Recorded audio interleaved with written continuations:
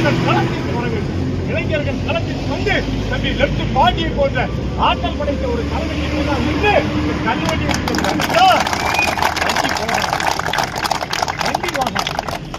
வண்டி போகாது. 1 லட்சம் டன் கனிம வளங்கள் 1 லட்சம் டன் ஒரு நாளைக்கு கேரளாவுக்கு போய்கிட்டு தட்டி கேட்க யாராவது ஒரு கட்சி இருக்காங்க? ஒரு கட்சி திமுக கொண்டு போகுது. அதிமுக தட்டி கேட்கணும் இல்லையா? அதிமுக ஏன் தட்டி கேட்கல? கல்லு மண்ணு கோபுரம் அதிமுக ஒரு போராட்டத்தை நடத்த சொல்லுங்க பாப்போம். நடத்தல. ஏன் நடத்தல? காசு அவருக்கும் போகுது. நடத்த மாட்டாங்க. மண் மீது காதல் கொண்ட ஒரு 1000 இளைஞர்கள் ஒரு மாவட்டத்தில் இருந்து விட்டால் இந்த மண்ணை என்ன செய்ய முடியாது?